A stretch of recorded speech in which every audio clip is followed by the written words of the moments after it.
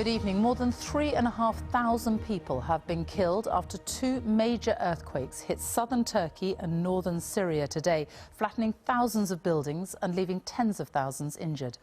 A massive rescue operation is underway tonight to try to find any survivors. People have spent the day digging with their bare hands. It's feared thousands could be trapped beneath the rubble. The first quake, measuring 7.8, struck when people were asleep in the early hours of this morning. The epicenter was near the Turkish city of Gaziantep. It triggered a second tremor, almost as powerful, just a few hours later.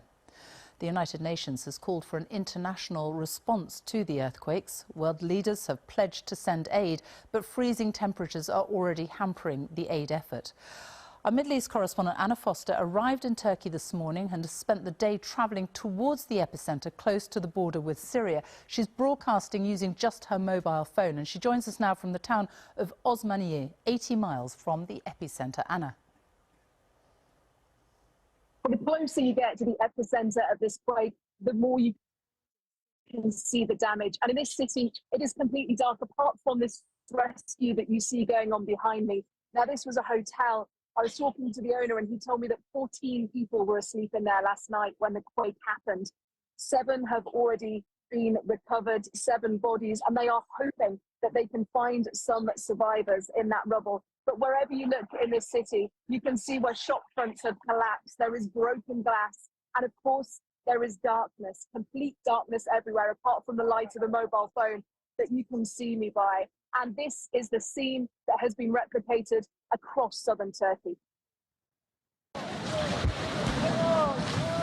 Running for their lives, shaken to their foundations, whole buildings fell.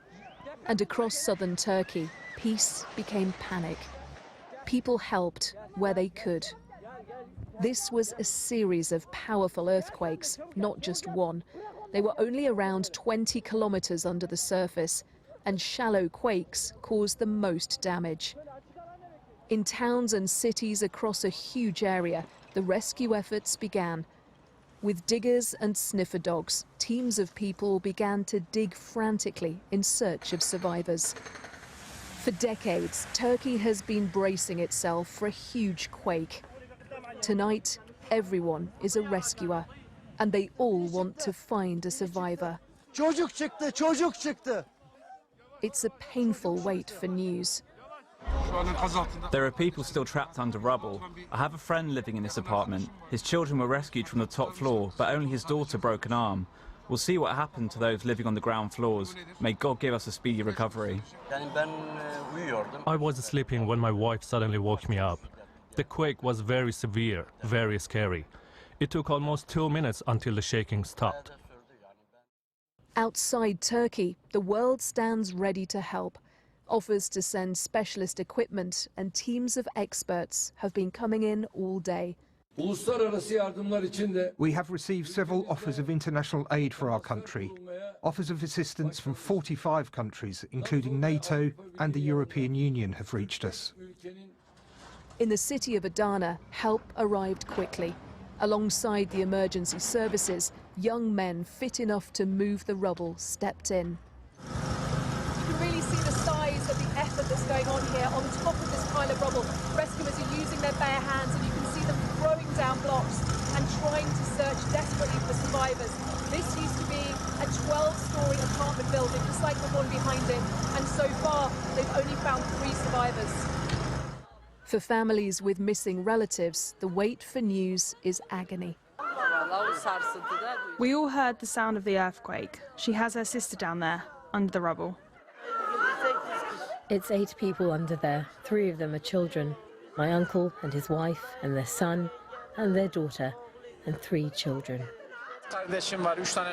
There are my sister and her 3 children under the building. Also her husband, her mother and father-in-law are there too.